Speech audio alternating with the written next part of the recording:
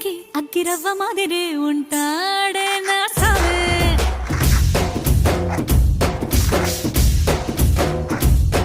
మెత్తాని పత్తి పువ్వుల మరే సంట